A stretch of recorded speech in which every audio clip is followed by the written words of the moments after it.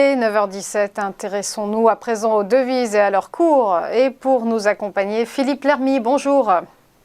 Bonjour Roselyne. Vous êtes chef trader et formateur et ancien chef trader d'une banque centrale. Alors Philippe, on va d'abord revenir ensemble sur des événements de la semaine écoulée, avec d'abord l'inflation en Europe qui augmente notablement en raison de l'énergie, de la crise Oui, énergétique. oui, tout à fait. Elle est passée de 5,8% alors qu'elle était à 5,1% le mois précédent. Donc c'est le composant énergie qui évidemment correspond à la moitié de cette hausse. Donc c'est la courbe en vert que vous voyez sur le graphe. Et même hors alimentation et énergie, l'inflation, alors que je dirais hors alimentation et énergie, l'inflation n'est que de plus 2,7% la courbe en jaune. Donc on voit que c'est vraiment l'énergie. Les prix de l'énergie ont monté donc, de 31,7% en février, et puis ça continue, et ils avaient déjà monté de 28,8% en février. Donc ce qu'on voit aussi malheureusement, c'est que les entreprises sont en train de passer les hausses des prix de tous les intrants, matières premières, etc., sur les consommateurs. Donc c'est pas fini. Alors, autre indicateur, autre temps fort aux États-Unis qu'on a suivi, c'est l'indice des directeurs d'achat aux USA. Alors, la demande reste solide malgré les problèmes de logistique qui persistent.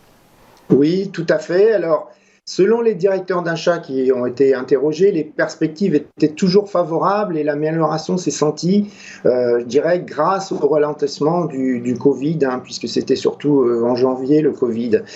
Par contre, les commandes sont en retard. Il y a beaucoup de commandes en retard. Ça a augmenté, donc ce sous-indice a augmenté depuis le plus en 11 ans, ce qui reflète néanmoins une demande qui est solide, mais aussi des problèmes de logistique qui persistent. Et bon, l'inconvénient, c'est que ce chiffre ne comprend certainement pas la hausse, je dirais la guerre en Ukraine.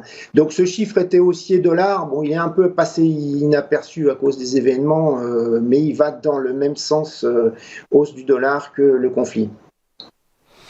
Alors, autre temps fort de la semaine écoulée, le rapport sur l'emploi américain et les créations d'emplois qui confirment une première hausse des taux de la Fed. Oui, alors tout à fait, on voit bien sur le graphe que les emplois non agricoles, ce qui est le chiffre phare du rapport sur l'emploi, sont revenus déjà au niveau de janvier 2019, donc l'emploi repart de plus en plus fort. C'est la plus forte hausse depuis juillet dernier. Donc ils sont montés à 678 000 créations d'emplois et c'était vraiment des gains, je dirais, dans tous les secteurs.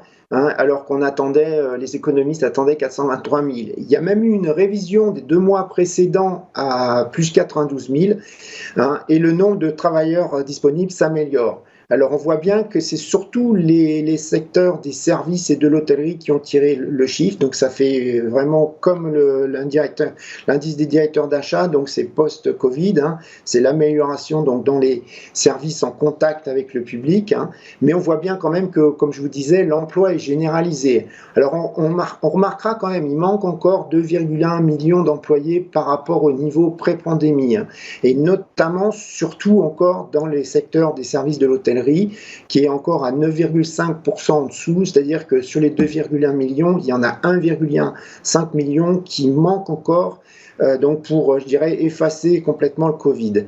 Et on a aussi le taux de chômage qui a baissé à 3,8. Alors, comme vous disiez au départ, ça va confirmer la première hausse des taux de la Fed, mais on l'avait déjà, je dirais, c'était déjà dans les cours, puisque Powell, qui a été interrogé donc successivement au comité bancaire de la Chambre des représentants et après au comité bancaire du Sénat, a bien confirmé qu'il y aurait une hausse des taux de directeur de 25 BP. Il n'avait même pas écarté une hausse de 50 basis points plus tard, mais bon, il a quand même parlé de l'incertitude avec la guerre en Ukraine. Et on voit bien d'ailleurs, si on regarde le marché interbancaire des Fed Fund Futures, qui, après le chiffre de l'inflation qui était sorti le mois dernier, priçait vraiment 2 hausses de taux, donc 50 BP dès le premier meeting qui va arriver donc le 16 mars, et finalement maintenant c'est plus du tout intégré, il n'y a plus qu'une seule hausse de taux qui est intégrée. Donc Pareil, les créations d'emplois, c'est un chiffre qui ne comprend pas la guerre en Ukraine, hein. Mais bon, je dirais, concernant les USA, le commerce des USA avec l'Ukraine est plutôt de l'ordre du %, donc ça devrait être très très limité, je dirais, dans un côté impact direct, hein. Alors justement, eh bien, la guerre en Ukraine poursuit sa déflagration générale sur les marchés. Oui, ben en fait, on voit bien, il va y avoir un troisième round de pourparlers qui est attendu aujourd'hui. Bon, on voit bien, enfin, c'est pour discuter de quoi? Puisque Poutine il dit bien qu'il veut discuter, mais en fait, il veut que toutes ces demandes, sans exception, soient acceptées. Donc, il n'y a pas de négociation possible. Donc, on voit que les belligérants, ils n'en sont même plus à un cessez-le-feu, mais simplement à la négociation de corridors humanitaires. Et on l'a vu avec ces 2 jours derniers à Mariupol, qui ne sont pas respectés. Il y a de plus en plus de rapports de personnes, je dirais de populations qui disent que en fait les Russes tirent sur la foule, hein, sur les corridors. On voit bien ce matin, donc il y a l'Élysée qui a fait un démenti, puisqu'hier il y a Emmanuel Macron qui a discuté donc au téléphone, qui a renégocié des corridors humanitaires, et finalement on voit que tout est un peu transformé, c'est-à-dire qu'il y a des corridors humanitaires dans le nord de Kiev en direction de la Russie. Hein, ceux-là, ils seront, je dirais, pas bombardés, mais les autres en direction, je dirais peut-être de la Pologne, ou de l'ouest de l'Ukraine, on ne sait pas ce qui va se passer. Donc voilà, on en est là. Donc, bon, alors un truc qu'on pourrait voir assez positif, c'est que ce matin, il y avait une indication des services de défense américains qui ne se sont pas du tout trompés depuis le début sur leurs annonces de l'imminence du conflit. Ils disent que ce matin, la Russie aurait engagé dans le combat environ 95% de ses forces, hein, et ils pensent qu'il n'y aurait pas un assaut amphibie à Odessa imminent. Hein. Donc ça, c'est ce qu'on pourrait dire de positif à court terme. Alors si on regarde d'un point de vue financier, la guerre en Ukraine, elle va générer une aggravation des problèmes de logistique, ça c'est évident, parce que, et même s'il y avait un arrêt de la guerre, elle est maintenant trop avancée pour qu'il y ait un retour en arrière des mesures qui ont été prises par certaines entreprises, hein, puisqu'elles cherchent à tout prix de trouver, c'est toujours pareil, c'est comme dans une grève monstrueuse, on cherche des moyens de substitution, et une fois que c'est arrêté, on garde les moyens de substitution. Hein. Donc parce que on a vu notre talon, enfin l'entreprise a vu son talon d'Achille, je dirais. Donc en plus des problèmes logistiques qui sont liés au Covid, il y a maintenant dans les matières premières des problèmes d'approvisionnement en minerais de fer, en acier, en aluminium, en fertilisants, hein, qui étaient donc fournis par la Russie et puis l'Ukraine pour certains produits. Je pense au blé notamment. Dans les coûts de transport supplémentaires, il va y en avoir forcément, puisqu'il y a des fermetures d'espace aérien, donc il va y avoir des contournements. Il ne faut pas oublier que l'espace aérien russe est quand même énorme. Hein, donc, je ne sais pas quelles sont les routes entre la Chine et l'Europe et les États-Unis, mais bon, il y a la Russie, alors ça dépend de quel sens on part. Mais bon, il ne faut pas oublier les jet stream qui fait qu'on a en général en haute altitude intérêt à partir vers l'ouest. Donc, ça va être un problème. Alors, qu'est-ce qu'on voit? Le rouble, il cote 126,5 ce matin sur le marché offshore. Alors, il y a 2 marchés maintenant hein, sur le rouble. Il y a un marché onshore, en local, il baisse à 20% sur le marché onshore et il baisse à 32% sur le marché offshore. Hein. La bourse russe, elle est toujours fermée. Mais aujourd'hui, il y avait 2 jours fériés, donc on ne peut pas s'y fier. Enfin, il est probable qu'elle va encore rester fermée. Mais attention, ça ne sera pas un indicateur pour nous traders, parce que la Banque centrale russe, dès qu'il va réouvrir, elle va acheter massivement des actions lors de sa réouverture. Donc même s'il y avait une hausse ou même une baisse limitée, ça ne veut rien dire, puisque en fait, sans l'intervention de la Banque centrale, ça serait assez catastrophique. Hein. Concernant les obligations d'État russes, il y a quasiment plus de cotation. Elles sont déjà en défaut partiel. Alors ça veut dire quoi? Ça veut dire qu'ils ont annoncé qu'ils ne paieraient plus les coupons qui arrivent à échéance, donc aux détenteurs étrangers de ces obligations. Quand on regarde du côté du marché des crédits default swap, sur la Russie, alors c'est quoi les crédits default swap? Pour faire simple, ce sont des assurances sur le défaut d'une dette obligataire. Ils sont montés à 1565 basis points. Alors ça veut dire quoi? Eh ben, concrètement, ça veut dire que le marché intègre maintenant une chance sur 6 d'un défaut total de l'État russe. Alors, en réalité, c'est une légère accalmie, puisque lundi dernier, c'était une chance sur 5. Bon, de toute façon, je dirais, ça même devient politiquement incorrect de détenir des obligations russes. En tout cas, ce qu'on voit, c'est que la politique de Poutine, bon, je n'ai pas vérifié sur l'inflation, mais rien que sur le rouble, depuis son accession au pouvoir en mars 2000, le rouble a diminué sa valeur par 4. Donc on ne peut pas dire que c'est vraiment un succès. Quand on regarde maintenant côté marché du gaz, le gaz fait des records en Europe. Alors, c'est le graphe que je vous ai mis, là, c'est les flux entrants, c'est les principaux gazotiques donc en provenance de la Russie. Alors, on voit, il y a une ligne bleue qui est toujours à zéro, mais ça, c'est Nord Stream 2, évidemment. Il y a des interruptions momentanées très, très brèves. Alors, bon, j'ai parlé avec des traders gaz, ils savent, c'est assez régulier. On voit qu'il y a des baisses très très courtes, mais on voit que le flux coule toujours de gaz. Et on me l'avait même dit, c'était même l'inverse au tout début du conflit, le gaz, les volumes ont augmenté. Donc bon, on peut supposer que c'est une des stratégies de Poutine, c'est-à-dire acheter l'Allemagne, acheter la Finlande, acheter l'Italie, donc pour éviter d'avoir des mesures, pour semer la zizanie dans les pays de l'OTAN. Ça, c'est typique de la stratégie de Poutine depuis longtemps.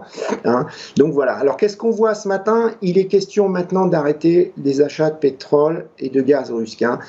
Alors, ça a commencé hier. Alors, c'est le Financial Times qui a reporté que le secrétaire de la Défense américain, Anthony Blinken, donc était en discussion, alors je cite, très active sur ce point avec ses partenaires européens.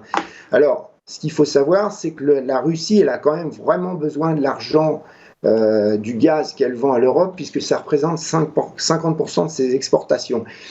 Engie, donc nous, le distributeur de gaz en France, ce matin, est sous pression.